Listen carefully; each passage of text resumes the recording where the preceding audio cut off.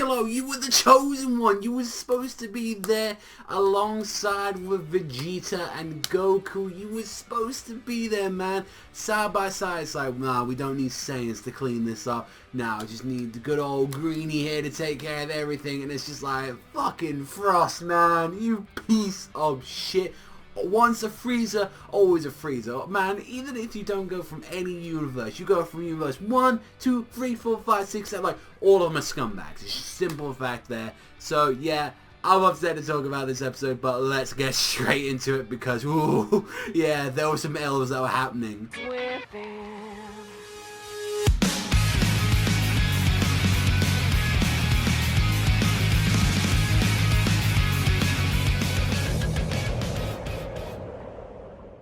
So we get to see, like, what was happening. It's like, Goku, man, like, what's going on? You know, you're unconscious. And he was like, oh, wow, you know, that was that technique. What was it? And he was like, and Frost is like, oh, I got, like, you know, I don't know what it is, guys. I'm so super sorry. I guess it was just out of instinct and all that. I felt really bad and all that. It's like, I kind of did it out of desperation. And he pulled his hand up saying, yeah, we're all victorious. Yay. Like, so, you know, all right.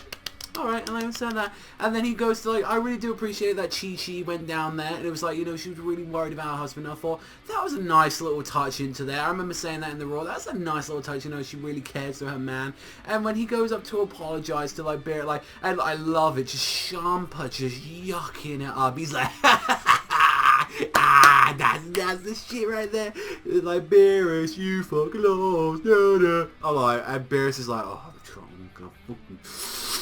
I'm gonna kill him. I'm gonna fucking strangle him. Like, and he's like, yo, keep it cool down there. You know, Whis is telling him, saying like, you come out the bigger man out of this. And he's like, even looking at Goku, like, words will be, like said later, like that. And he's holding it, and he's like, he's joking. He's like, nah, we're good and all that. I in my trump card.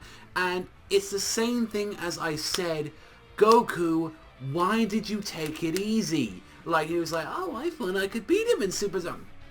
You're supposed to learn from Resurrection F.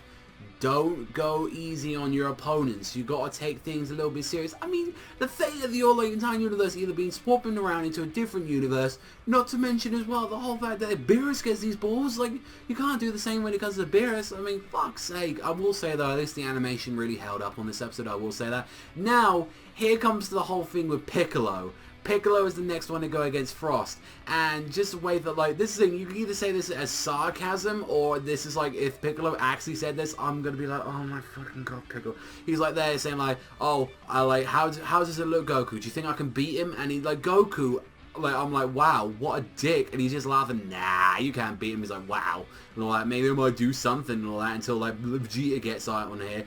And I'm thinking like, really? And then he's asking like, please, can you go easy? Now that's the thing, if you take that as sarcasm on that thing, and I'll be like, okay, I appreciate that with like Piccolo, but if it's the other way around, I'm like, oh my god, are you really begging like to go against us? And their fight begins, and they're going at it, and he's charging up the special beam cannon, and I'm thinking right for this entire fight, since he's according like to the team, he's the strategist. Mind you, like, if he's the smartest person, if he's the strategist of the universe, I'm thinking they're like, okay, you got someone who's like Goku, who's dumb as fuck, he thinks with his like stomach.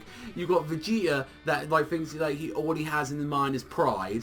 You got Boo, who's a fucking just a wild animal at this point. You got Monaka, like, it's just like, okay, like, I admit that, and it kind of makes sense, like, because if you remember, like, when Boo absorbed Piccolo, he came really smart, he, like, actually had, like, words and shit, he wasn't just a wild animal, so I guess you could say that, but it's like, oh, like, there are smarter people in anime than Piccolo, and it's like, his whole game plan was, like, charging up the special beam cannon going from there, and I'm like, you gotta, like, I really do appreciate the clone shit that he was doing, like, going all around, and even Frost was, like, firing shots all around.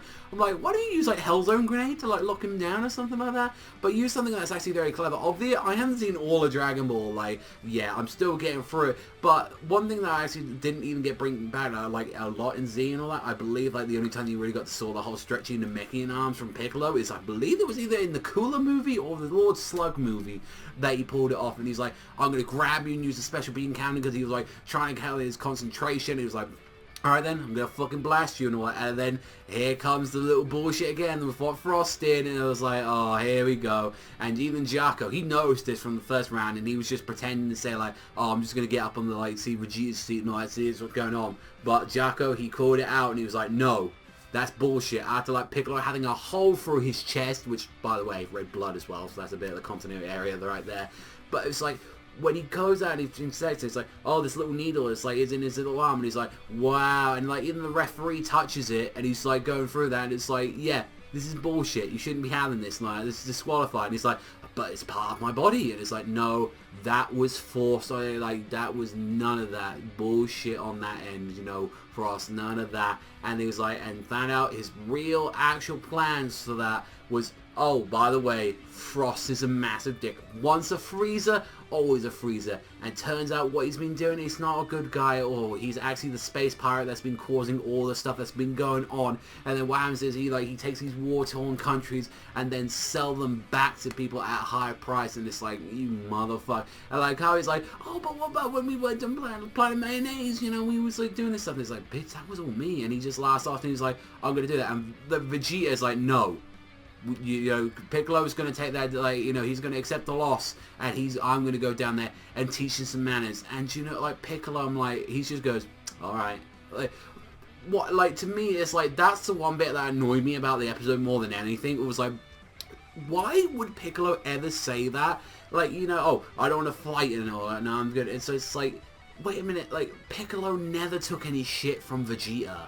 Like in Z, the ones that kind of always went a bit against, like, kind of like Vegeta out of everyone, who kind of like disagreed with him, that actually had the balls to say stuff to him, was Piccolo and like and Tenshinhan. It's like, you know, those were the guys that were actually able to do that stuff. Him and Tien, they were the ones. But it's like, oh, I'm just gonna let Vegeta do what I am. Just let him go have this fight. It's like, no, let fucking Piccolo have an actual fight. You can debate this and say, well, Piccolo, he's really exhausted after that whole match. He got fucked up because of that. I'm like, really, I don't know, it's just like Piccolo's character is just really like, it's just super changed, like ironically, you know, like it's not how I picture like going through that Piccolo saying that shouldn't be doing it. And then when we get to see the preview for the next episode, Vegeta's no better than Goku, he's just going Super Saiyan.